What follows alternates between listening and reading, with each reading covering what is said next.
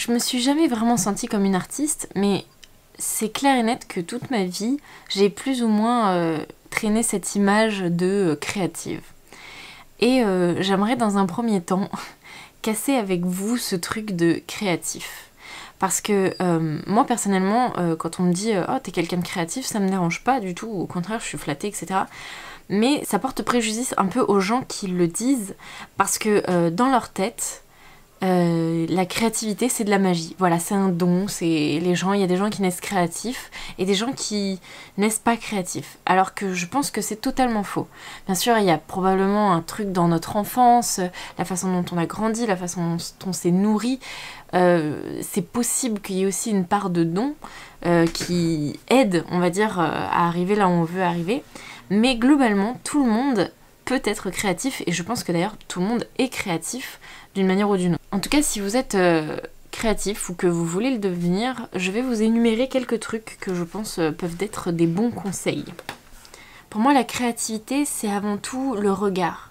Je pense que si vous voulez devenir créatif, il faut aiguiser votre regard à la beauté et à la force des choses qui vous arrivent.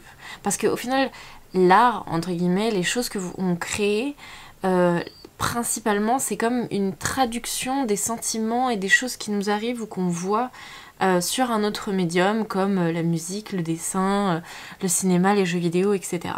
Donc dans votre vie de tous les jours, il faut que chaque chose que vous voyez devienne un potentiel truc à inspiration.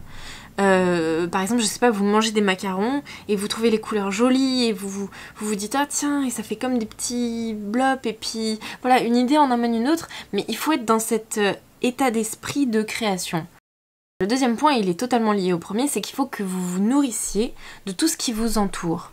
Et notamment des choses qui ne sont pas reliées à votre domaine. Donc ça peut être des œuvres, déjà, vous pouvez vous nourrir d'œuvres dans un premier temps, et ensuite vous nourrir d'autres choses qui ne sont pas des œuvres, mais qui pourraient nourrir votre œuvre à vous.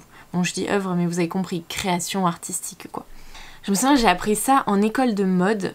Ma prof de stylisme disait « La mode ne peut pas s'inspirer de la mode, sinon on tourne en rond ». Récemment on m'a demandé oh, c'est intéressant et tout, tu fais un vlog par jour, ça doit être intéressant parce qu'il faut beaucoup d'idées, genre pour ne pas venir à bout d'idées quoi, parce que pour faire un truc tous les jours faut être productif créativement parlant. Et en fait si j'ai décidé de faire ça, de faire un vlog tous les jours, c'est justement pour stimuler ma créativité. En fait, Casey Neistat, donc si vous connaissez pas cet américain vlogueur, je vous le mets dans la barre d'infos, c'est un peu un de mes idoles, et dans un de ses vlogs, il disait que il s'était imposé une vidéo par jour justement parce que la créativité amenait la créativité. C'est-à-dire que plus il faisait de vlogs, et plus il avait d'idées, et plus il avait d'idées, et plus il était productif, etc., etc. Et je crois que c'est totalement vrai. En fait, il y a des cercles vicieux et des cercles vertueux. Et que moins vous êtes productif et moins vous êtes productif, et plus vous êtes productif et plus vous êtes productif. Voilà. S'imposer une discipline, et c'est super important. La créativité, c'est surtout beaucoup de travail. Il faut bien le réaliser. Et enfin, j'aimerais terminer sur... que en réalité la créativité c'est une question de faut pas se juger.